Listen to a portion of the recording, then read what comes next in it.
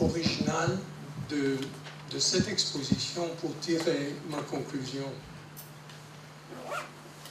Pour l'UNESCO, c'était clair dès le début qu'il fallait trouver un terrain d'entente entre ce qu'ils entendent comme leur propre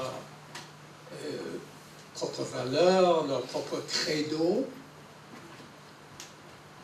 et le sujet qu'on voulait démontrer. Et finalement, on a trouvé, par un processus un peu ardueux et difficile, on a trouvé ce terrain d'entente. Mais si je peux le dire comme ça, on ne peut le faire que en cherchant pas le dénominateur commun le plus bas, mais au contraire le plus haut qu'on peut trouver.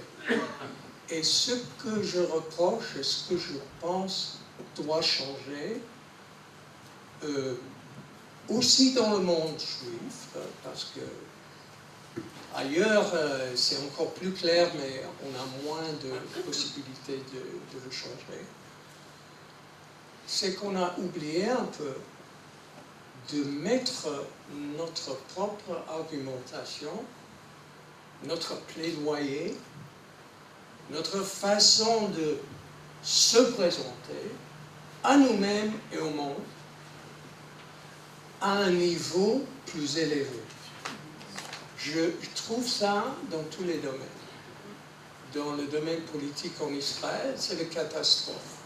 Quand je compare même avec ce qu'il y avait quand je suis arrivé comme un Oleh Hadash, il y a 33 ans, je trouve que le niveau est en baisse tout le temps. Le discours, la façon, oui, d'accord, c'est un phénomène mondial. Mais nous sommes le peuple juif, avec quand même un certain mandat que nous avons créé, ou nous avons reçu en héritage. En héritage. Dans l'exposition, il y a beaucoup de références au rationalisme juif, aux valeurs de l'enseignement, l'importance de l'enseignement, de lire, d'écrire, enfin, l'entendement, l'intellect. On est tout fiers, n'est-ce pas, de tous ces prix Nobel d'origine juive, etc. Mais quand je vois comment, justement, dans l'ère d'un État juif indépendant, souveraineté juive et tout le reste, et cette force militaire, et scientifique, technologique, etc. Et je vois comment on se présente et comment on parle. Et ceux qui nous présentent, j'ai vraiment honte. Vraiment. Je guère croire mes oreilles. Et je crois que le fond du problème est plutôt là. Il faut élever le niveau. Et quand on parle au monde, c'est absolument indispensable. Et je sais que si finalement on est arrivé, là, le moment critique il y a un an, c'est passé à Paris, quand on avait devant nous, et je me suis trouvé, comme ça a été raconté, devant des personnes qui étaient assez hostiles au début. C'était seulement en élevant le ton et le niveau que c'était possible de les convaincre. Alors subitement, ou graduellement plutôt, ils ont oublié un peu les préjugés, les contentieux, questions de propagande et je ne sais pas quoi. Et finalement, quand on était arrivé à un vrai dialogue un peu plus élevé, alors je sentais qu'on était déjà sur un terrain où on peut progresser. Et c'est ça qu'il faut faire.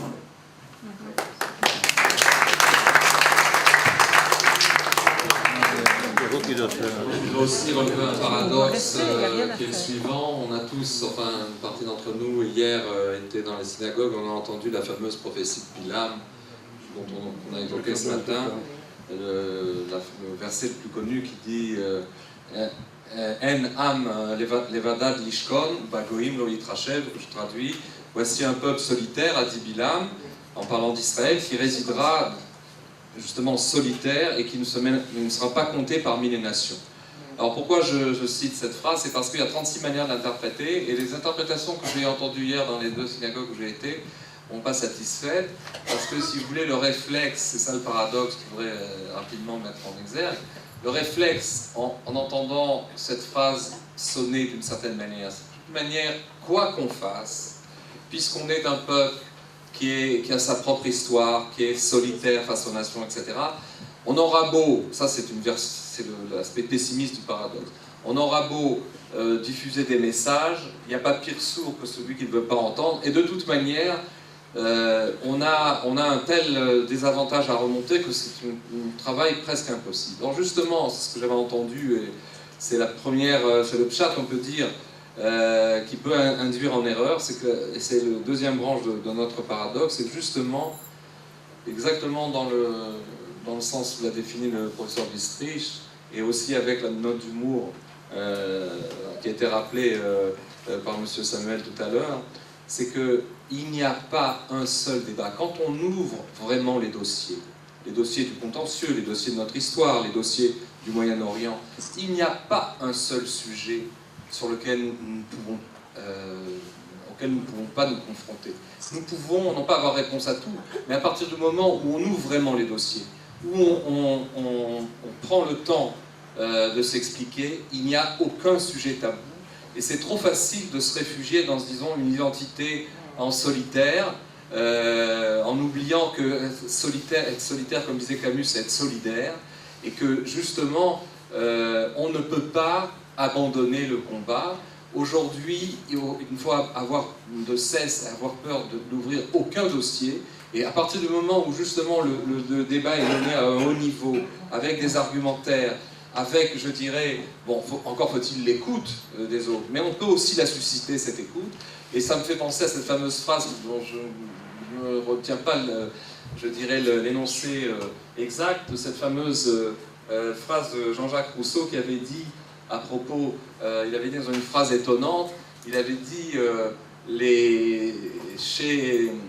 pour les docteurs du clergé, il est clair que les évangiles parlent du Messie chrétien, alors que pour les rabbins d'Amsterdam, il ne fait aucun doute que ça n'a rien à voir. Et il conclut en disant, justement, on aura de cesse de savoir qui a raison dans ce débat lorsque les Juifs auront un État, des universités, et qui pourront nous dire exactement de quoi ils retournent, alors on pourra enfin savoir ce que le peuple juif a à dire.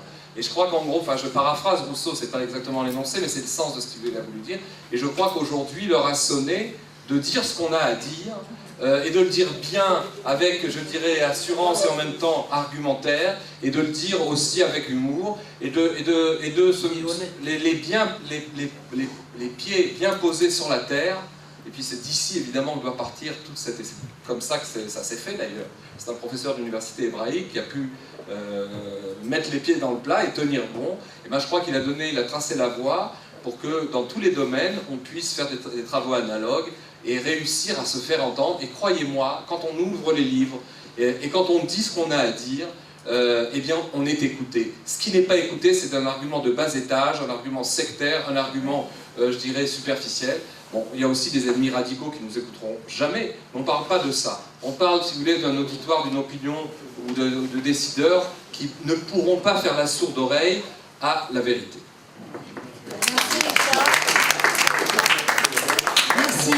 Merci à nos intervenants, Richard Darmon, professeur Robert Bistrich, docteur Shimon Samuel. Je crois que le débat était riche. Je crois que chacun à leur manière, chacun à sa manière, vous a donné aussi matière à réflexion. Merci beaucoup pour votre attention.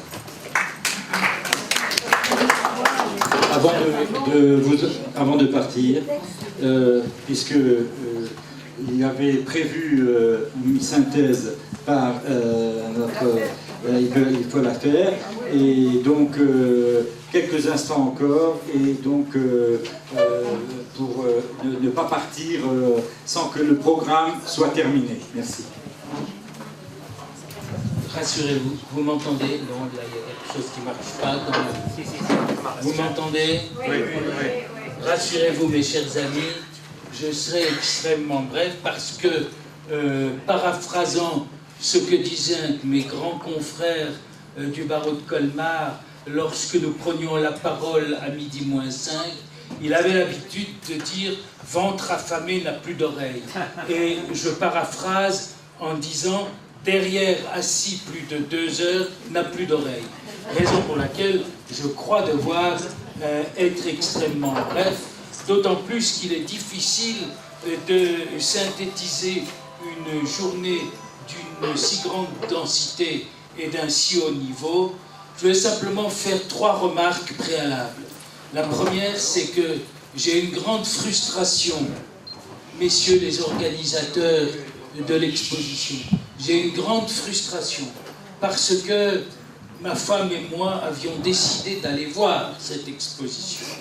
Nous séjournions dans la bonne ville de Colmar et nous avions donc décidé de nous rendre à Paris pour, 1, voir cette exposition, 2, en rendre compte à nos amis de la loge Gamson. Eh bien, nous n'avons pas pu voir cette exposition parce qu'au moment où nous étions à Colmar, il y avait la grève des chemins de fer, raison pour laquelle il nous a été complètement impossible. Mais nous avons eu la chance d'avoir... Exactement. Exactement. Ça, c'est du bon humour. Voilà, absolument. Deuxième remarque, je ne suis pas d'accord avec vous, Richard Darmon, sur un point. C'est par rapport à I24 News. Je trouve que, mais c'est une opinion tout à fait personnelle. Et vous savez beaucoup mieux de quoi vous parlez, puisque vous aviez l'intention de travailler à I24 News. Moi, je trouve que c'est un média qui fait de la hasbara. C'est un média qui fait de la hasbara parce que, d'abord, ils émettent d'Israël, premièrement. Deuxièmement, à mon avis, qui est encore une fois tout à fait personnel, I24 News parle abondamment de ce qui se déroule en Israël. Absolument. Mais je suis d'accord avec vous malgré tout. Je suis d'accord avec vous sur 2 points. Je suis d'accord avec vous que les journalistes féminines sont les unes plus jolies que les autres. Sur I24 News, ça compte. Et je suis d'accord avec vous sur le fait qu'il est regrettable que nous ne puissions pas voir ce programme sur nos téléviseurs et que nous soyons obligés d'utiliser soit nos ordinateurs, soit nos téléphones qui tous sont fermés, bien entendu, pour le moment et encore pour quelques minutes. Voilà ce que je voulais dire à titre purement personnel sur I24 News. Alors, j'ai retenu certaines phrases clés des divers intervenants et c'est là où je vais être d'une brièveté drastique pour les raisons que je vous ai indiquées il y a un instant. Nous avons commencé par écouter le Rav Botchko. Je dois dire que j'ai beaucoup admiré qu'il ait pu parler sans aucune note, parce que vous voyez, personnellement, j'en suis totalement incapable. J'ai pris toute la journée d'abondantes notes pour pouvoir ne pas vous décevoir et pour pouvoir être le plus bref possible. Rav Botchko nous a parlé, du Rav Moshe Ben Maimon, de Maïmonide, qui en fait a parlé de la liberté d'Israël, du peuple d'Israël. Il a parlé également du Rav Yehuda Halevi, que les uns et les autres nous connaissons bien. Et en fait, il a abouti à cette conclusion qui nous paraît évidente, savoir que Eretz Israël et la Torah sont intimement liés. Nous avons ensuite eu la chance d'écouter le père Remeau. Père, je voulais vous dire que les points importants, me semble-t-il, que j'ai retenus de votre intervention, c'est l'attachement du peuple juif à la terre grâce à la tradition biblique. Ça, on le savait, mais venant d'un prêtre catholique, c'est tout à fait agréable à entendre. Et vous avez évoqué également la déclaration de l'épiscopat français de l'épiscopat français en 1973 sur l'autorité de l'écriture qui s'impose à tout chrétien. Ça aussi, c'est extrêmement agréable et intéressant à entendre. Et enfin, vous avez évoqué la prévention à l'encontre d'Israël de certains pèlerins catholiques. Ça a été un peu moins agréable à entendre, mais c'est quelque chose qu'il était nécessaire d'entendre, d'autant que vous avez terminé votre intervention en disant que la critique est légitime lorsqu'elle est fondée sur une information honnête. Ce sont les mots que vous avez employés. Gérald, je peux te tutoyer parce que nous connaissons et nous nous connaissons bien et nous avons beaucoup d'affection l'un pour l'autre. Et justement, tu as parlé des relations d'affection et d'amour avec le peuple juif.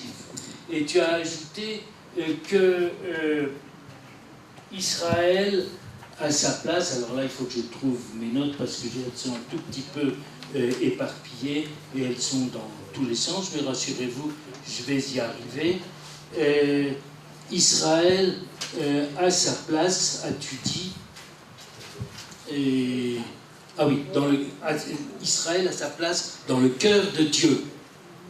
C'est très fort comme phrase. Et alors, tu m'as appris quelque chose que je ne savais absolument pas, savoir qu'il existait un sionisme chrétien, et que ce sionisme chrétien avait été largement antérieur au sionisme. Ça, c'est moi qui le dis. C'est moi qui commente. Hein, avait été antérieur, je dis largement même, au sionisme chrétien, au sionisme juif. Tu as évoqué également la personnalité, la grande personnalité des pasteurs Bögner et Westphal pendant la Shoah, et tu as terminé ton intervention en disant que nous avions besoin d'amis. C'est vrai, nous avons besoin d'amis très chers, comme le père Remeau, comme toi, et il est tout à fait réconfortant de vous avoir parmi nous, et il est tout à fait réconfortant de vous écouter parler.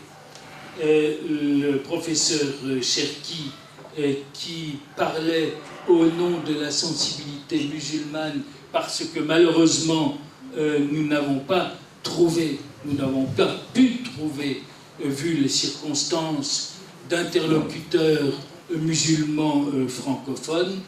Le professeur Cherki a évoqué la vision politique, territoriale et universelle de l'islam, pour lequel il n'y a pas de frontières territoriales et il n'y a pas, selon lui, non plus de frontières à la violence.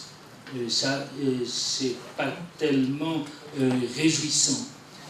Il a terminé son intervention en disant que selon les musulmans, selon des musulmans, Dieu a donné la terre d'Israël aux enfants d'Israël mais vous, c'est-à-dire nous, ne sommes pas les enfants d'Israël pour une partie de la tradition musulmane.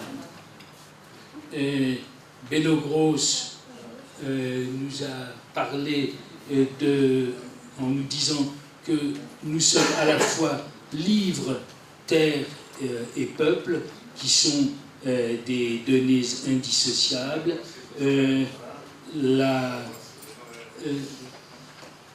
Qui sont à la fois, nous sommes à la fois livre, terre, peuple, et ce sont des données indissociables. Rassurez-vous, j'ai terminé dans 1 ou 2 minutes ou 3 minutes au maximum.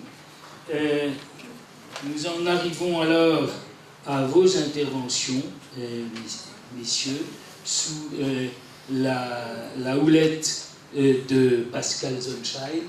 Pascal a évoqué le psychodrame autour de l'expo à l'UNESCO.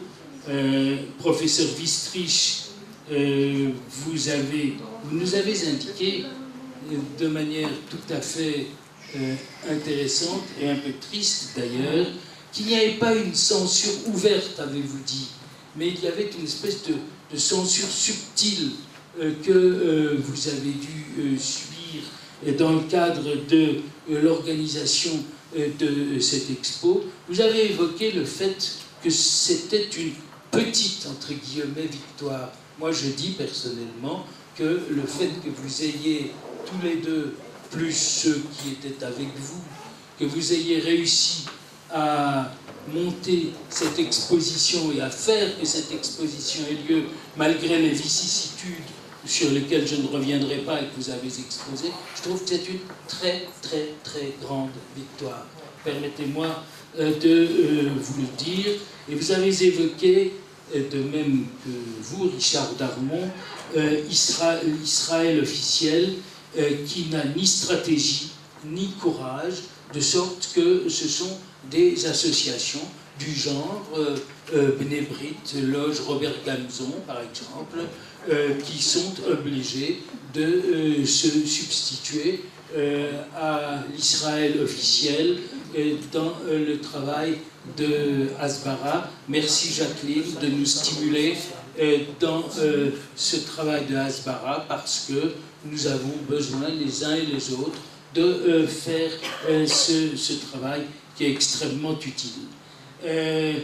Monsieur Samuels, vous avez parlé de toutes vos activités qui sont maintenant, vous paraissez très jeune, mais vos activités ont commencé il y a un bon nombre d'années déjà, puisque vous êtes à Paris depuis 1988, selon ce que vous nous avez dit, avec la création du bureau de Paris du centre Wiesenthal.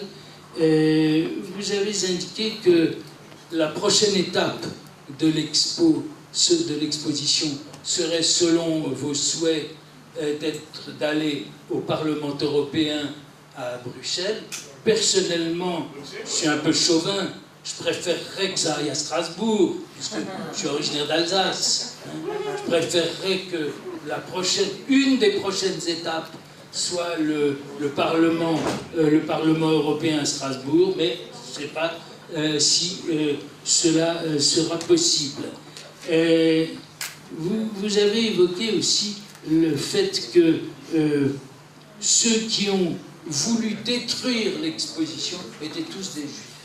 Alors là, je crois avoir bien compris qu'effectivement, vos adversaires les plus coriaces, je ne parle pas des 22 pays sur lesquels il n'y a pas lieu de s'appesantir, mais le fait de savoir que vos adversaires les plus difficiles aient été des juifs est quelque chose de difficilement compréhensible, de totalement incompréhensible, mais vous avez vécu ce que nous n'avons pas vécu. Dernier point qui m'a interpellé dans votre exposé, c'est en fait que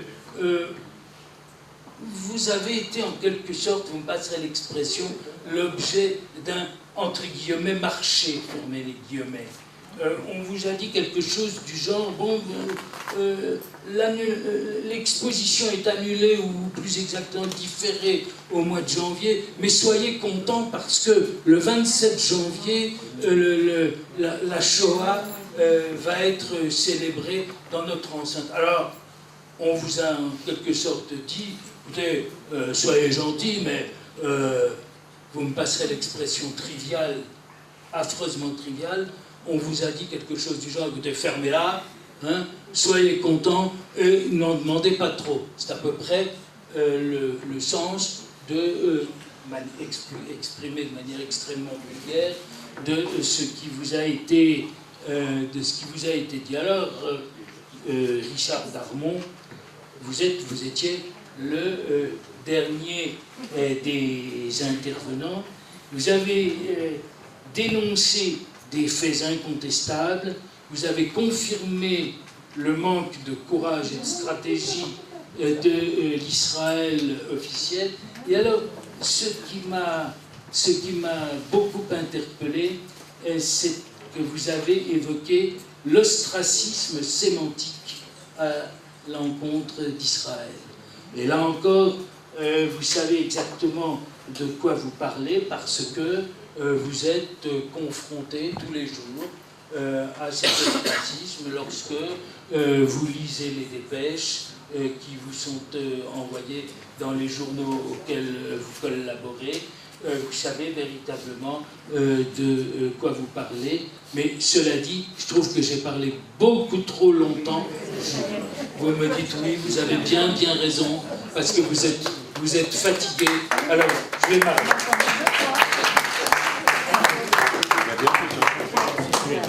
Alors, pour la conclusion, merci beaucoup, monsieur le professeur, et monsieur Simon Samuel également, professeur.